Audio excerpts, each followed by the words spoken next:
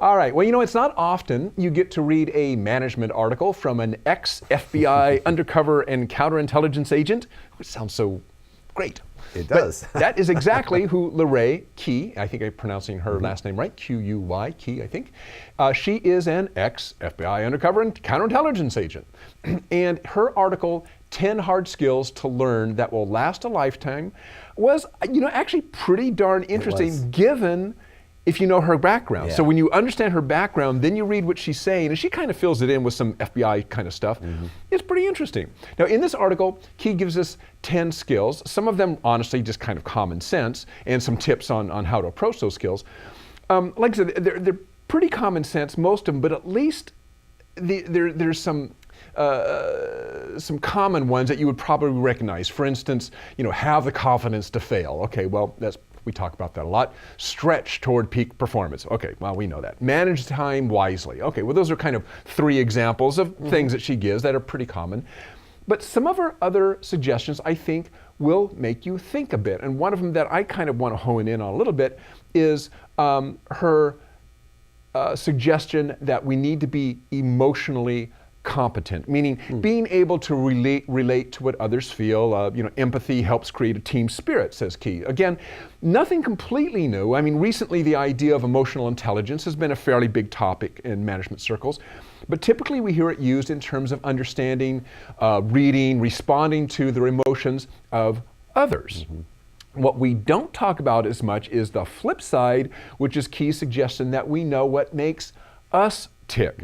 What is important to you? What makes you tick? A lot of people don't think about that, particularly, I think, within a work setting. Key points out, for instance, that the FBI likes to hire second career professionals.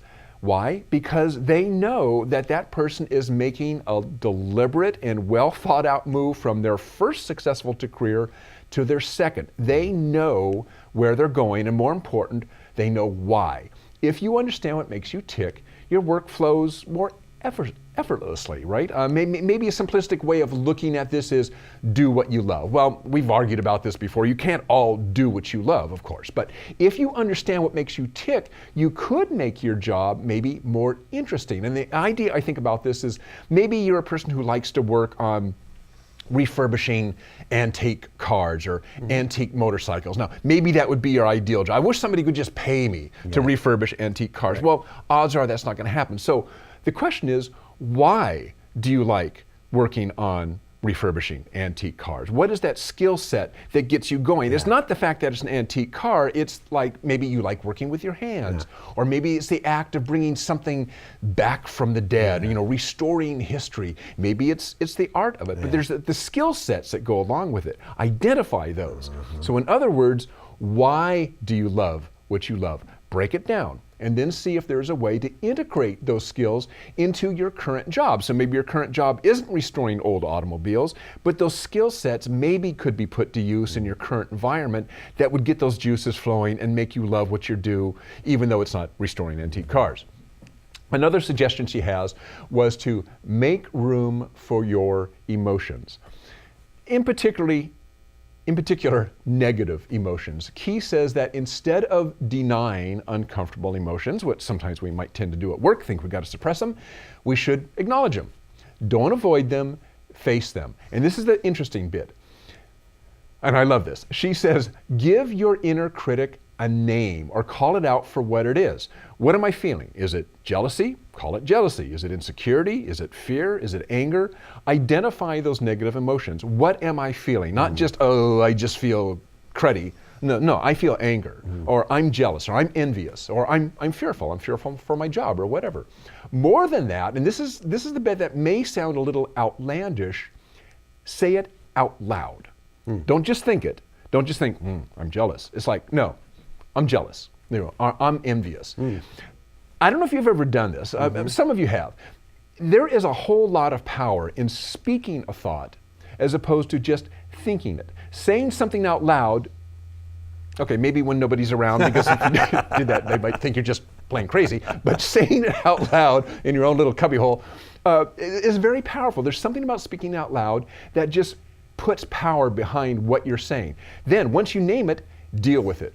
right then and there. Try to destroy negative thoughts when they first show up and they are at their weakest. That's the key suggestion. Get to them right away. Quelch them. There's more, but take a look at the article, read her suggestions, and take some time to think about it. There's some really good stuff there if you just kind of stop and think, how would I apply this to myself? Some good stuff. Yeah, I mean, it's, there's always that progression that people talk about. I know a psychiatrist, sociologist talk about this a lot. The idea of there's thought, there's word, and there's deed. Right. And most of us, many of us are caught in the thought. In the thought. We don't take it beyond that. Yeah. We say, especially those of us maybe that are more intellectual in nature, that's just our outlook is that way. We'll say, well, I know what my problem is, or I understand it rationally, I can appreciate it, I've thought it through, but you haven't given voice to it and you haven't taken action on it. So you're really not taking steps to clear that problem. And I think this just dawned on me. I think even when you speak something out loud, even if you don't speak it out loud to another person, which honestly is even better, but even just speaking it out loud, there's a certain now accountability. Mm-hmm. It's kind of like I've voiced it. Now it's not a secret. Even if you haven't voiced it to somebody, the very act of speaking somehow gives weight to the thought, and it's kind of, that makes it easy. Now that it has weight, it makes it easier now to take action. Right. I've named it, I've spoken it, I've said it out loud, even better, I've said it to somebody. Mike, I'm angry. Right. Okay, now you know I'm angry. Now I'm kind of on the spot now to deal with it because I've told you I'm angry, right? I've got to do something about it as opposed to just thinking it. Right. And that's a real favor you can do to somebody who's working with you or managing you, is to say, this is how I'm really feeling. Here's how I'm really feeling. And I don't want to get too far into the weeds on this because it may or may not be germane. In my opinion, this is just my opinion, I look at this and I say it's not a coincidence that this article was written by a woman. I mean, there is there is a certain, again, I don't want to be chauvinistic here, but there is a certain perspective that men still have this quiet swallowing of emotions because you can't share emotions in the workplace or in your relationship, whatever. And that's not to our benefit many times. Right. I mean, my wife is a therapist. She tells me this all the time. But there is, I think it's changing, but I think there still is a residue of it where men feel like, I'm angry. But I'm not going to share that. I'm not going to show you. I'm going to tell you that. Why am I going to tell you that? What good's it going to do? I'm just going to make you angry. Right. We're going to have a fight. And then we'll have a beer. But maybe that's okay. You go through that process and it gets over with faster. I mean, if somebody's angry at you. Yeah. Especially in a marriage. Somebody's angry at you. And when you see the pillow on the couch, it's usually a dead giveaway. But I know from experience. Many times you'll ignore it. You'll want to ignore it. I don't want to deal with it. And there's an understanding that there's anger there. So to get it out, or whatever the emotion is going to be much more beneficial than swallowing. In the workplace, that's valuable, I think. No doubt about it. Really good article there.